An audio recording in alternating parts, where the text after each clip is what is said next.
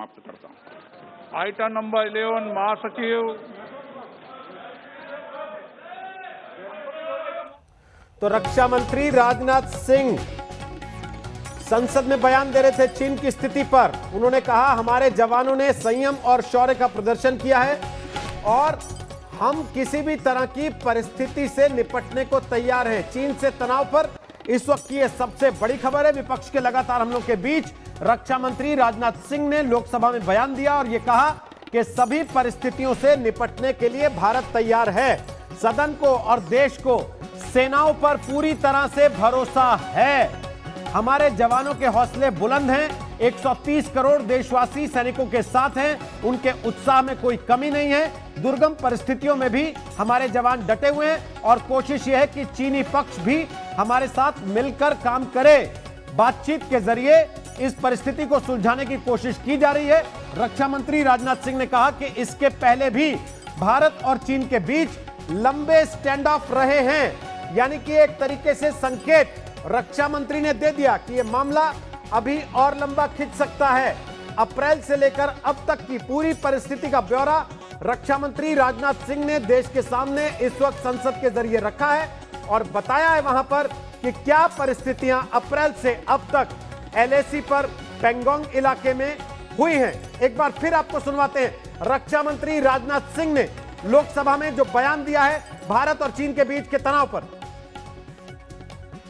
और कड़ाई से पालन करना चाहिए। सेकंड, किसी भी पक्ष को अपनी तरफ से यथास्थिति का उल्लंघन करने का प्रयास नहीं करना चाहिए। और थर्ड, दोनों पक्षों के बीच सभी समझौतों और अंडरस्टैंडिंग्स का पूर्णतया पालन होना चाहिए।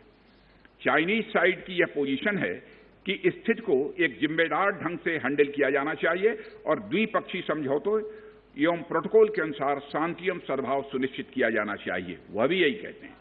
जबकि ये डिस्कशन चल ही रहे थे, चीन की तरफ से 29 और 30 अगस्त की रात को प्रोवोकेटिव सैनिक कार्रवाई की गई, जो पेंगोंग लेक के साउथ बैंक एरिया में स्टेटस को बदलने का प्रयास था। लेकिन एक बार फिर हमारी आर्म फोर्सेज द्वारा टाइमली और फॉर्म एक्शंस के कारण उनके प्रयास विफल कर दिए।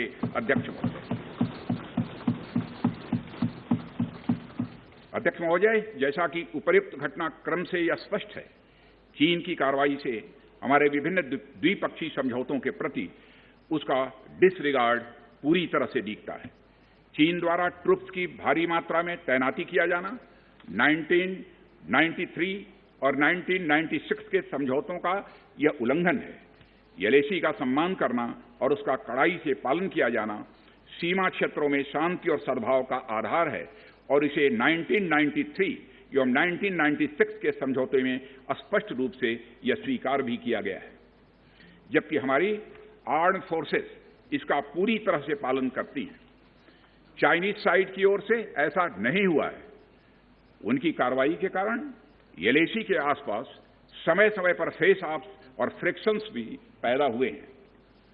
जैसा कि मैंने पहले भी उल्लेख किया, इन समझौतों में फेस ऑफ की स्थिति से निपटने के लिए विस्तृत प्रोसीजर्स और नॉर्म्स भी निर्धारित हैं।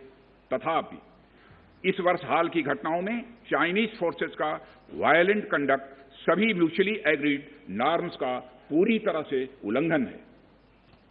अभी की स्थिति के अनुसार चाइनीज साइड ने LAC और अंदरूनी क्षेत्रों में बड़ी संख्या में सैनिक टुकड़ियां और गोला बारूद मोबिलाइज किया हुआ है। पूर्वी लद्दाख और गोगरा और कोंकला और पेंगोंग लेक का नॉर्थ और साउथ बैंक पर कई फ्रिक्शन एरियाज हैं।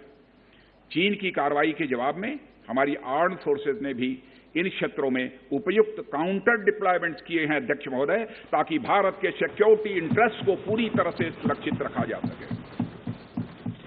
अध्यक्ष महोदय, मैं सदन को आश्वस्त रहना चाहिए कि हमारी आर्म्ड फोर्सेज इस चुनौती का सफलतापूर्वक सामना करेंगी और हमारी आर्म्ड फोर्सेज साथ ही साथ जिस प्रकार की उनके द्वारा आज भी कार्रवाई की जा रही है, जिस प्रकार से सीमा की रक्षा की जा रही है, हम सबको हमारी आर्म फोर्सेज के ऊपर गौरव है अध्यक्ष महोदय, गौरव की अनुभूति होती है। अभी जो स्थिति बनी हुई है, उसमें सेंसिटिव ऑपरेशनल इश्यूज शामिल हैं। इसलिए मैं इस बारे में ज्यादा ब्यौरा का खुलासा यदि करना चाहूं तब भी नहीं कर सकता हूं अध्यक्ष महोदय, यह हमारी एक सीमा है और मैं आश्वस्त हूं यह सदन हमारी इस सेंसिटिविटी को भी समझेगा। और अध्यक्ष महोदय, मैं कोविड-19 के चैलेंजिंग समय में हमारी आर्म्ड फोर्सेस और आईटीबीपी के तेजी से डिप्लॉयमेंट हुई हैं और उनके प्रयासों को एप्रिशिएट किए जाने की जरूरत है। और यह इसलिए भी संभव हुआ है क्योंकि सरकार ने पिछले कुछ वर्षों में बॉर्डर इंफ्रास्ट्रक्चर के विकास को काफी अहमियत दी है। सदन को जान तो सुना आपने रक्षा मंत्री राजनाथ सिंह का बयान। लोकसभा में सीधे आपको लेकर चल रहे हैं।